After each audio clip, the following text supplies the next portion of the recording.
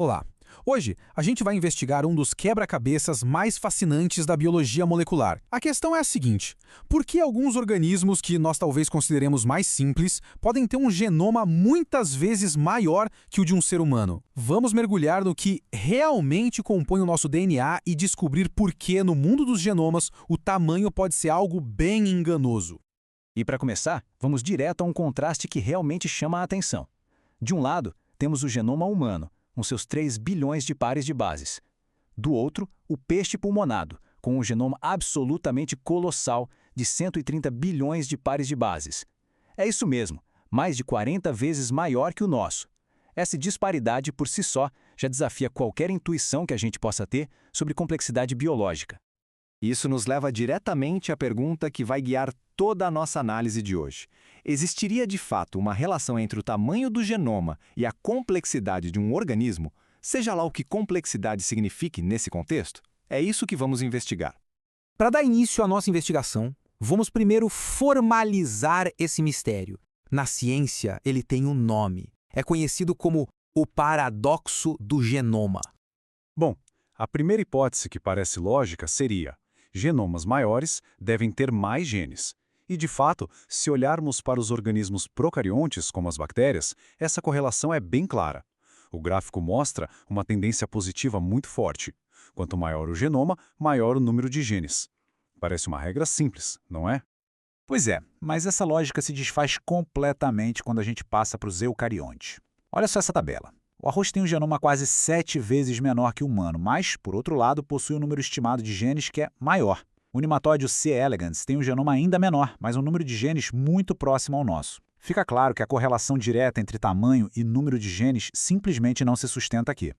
E isso nos traz a definição formal do paradoxo do valor C. O termo valor C se refere à quantidade de DNA contida em um genoma haploide, ou seja, em um conjunto único de cromossomos. O paradoxo é justamente essa observação. Em eucariontes, a quantidade de DNA não tem nenhuma correlação direta com a nossa percepção da complexidade daquele organismo.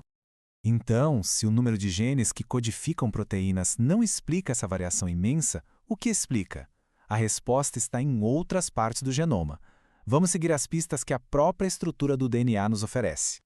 Acontece que essa variação massiva no tamanho dos genomas é o resultado de uma combinação de vários fatores. A maior parte dela vem de sequências repetitivas, que são trechos de DNA que se repetem inúmeras vezes, o tamanho e o número de introns, que são sequências não codificantes dentro dos genes, a presença de pseudogenes, que funcionam como fósseis de genes que perderam sua função, e também de eventos de grande escala, como duplicações de genes individuais ou até do genoma inteiro, um fenômeno chamado de poliploidia.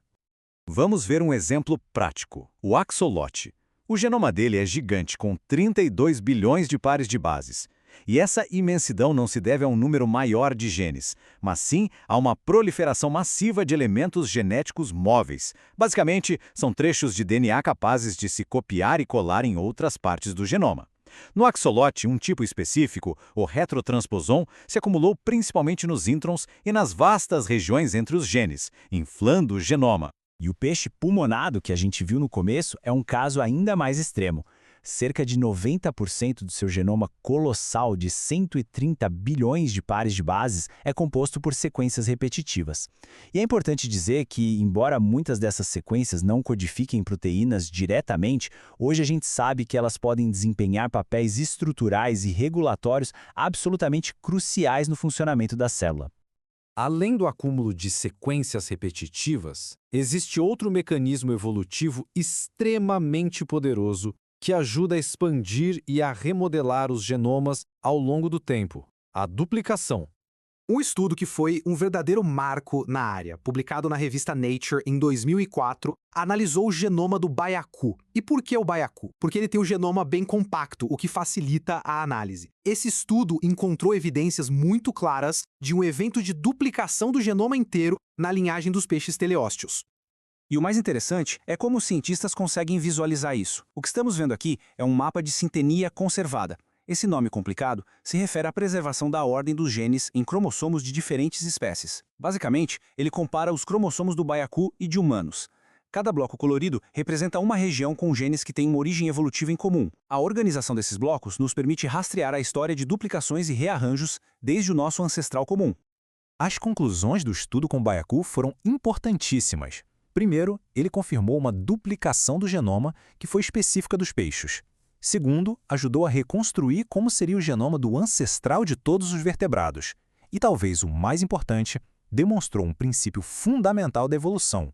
Essas duplicações criam cópias extras de genes. Uma cópia pode manter a função original, enquanto a outra fica livre para acumular mutações e, com sorte, evoluir para uma função biológica totalmente nova. É a matéria-prima da inovação evolutiva. Certo. Agora, vamos sair um pouco da teoria e visualizar os dados brutos que sustentam todas essas ideias. Os gráficos que vamos ver a seguir contam essa história de uma forma bem quantitativa. O primeiro gráfico mostra uma relação inversa muito clara. Conforme o tamanho do genoma aumenta no eixo X, a porcentagem de DNA que de fato codifica para proteínas, no eixo Y, diminui. Em outras palavras, genomas grandes tendem a ser menos densos em genes. Por outro lado, este segundo gráfico mostra uma correlação direta. Genomas maiores possuem uma proporção significativamente maior de DNA intrônico. Lembrando que os introns são aquelas sequências que ficam dentro dos genes, mas que são removidas antes da síntese de proteínas. E aqui nós temos a evidência principal.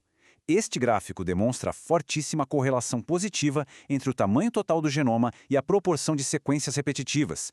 Fica claro que esse é o principal motor por trás da expansão genômica na maioria dos eucariontes. E para finalizar, este gráfico revela uma consequência física bem surpreendente. O tamanho do genoma não é só um número abstrato. Ele tem uma correlação positiva com o volume da própria célula. Parece existir uma restrição biofísica aqui, mas DNA exige um núcleo maior para contê-lo e, consequentemente, uma célula maior para abrigar esse núcleo.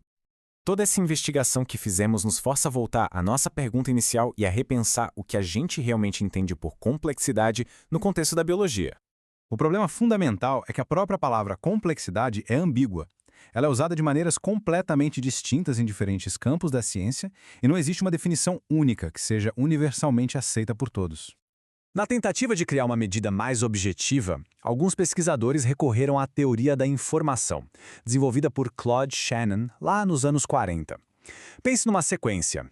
AAA é muito previsível, já ATCG é bem menos previsível. A fórmula de entropia de Shannon é uma forma matemática de quantificar essa imprevisibilidade, ou o conteúdo de informação. A ideia era aplicar isso ao DNA. Só que, na prática, aplicar a entropia de Shannon diretamente aos genomas é muito problemático. Diferentes métodos de cálculo podem levar a resultados totalmente diferentes e as premissas biológicas por trás dessa aplicação costumam ser falhas. A fórmula, por exemplo, não consegue distinguir entre uma mutação sem sentido e uma mutação que cria uma nova função vital.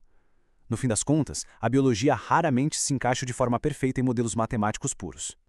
Isso tudo nos deixa com uma reflexão final. O enigma do tamanho do genoma sugere que, talvez, a gente estivesse fazendo a pergunta errada o tempo todo. A verdadeira complexidade de um organismo pode não estar na quantidade de DNA ou mesmo no número de genes, mas sim na rede incrivelmente sofisticada de regulação que dita quando, onde e como cada um desses genes é expresso.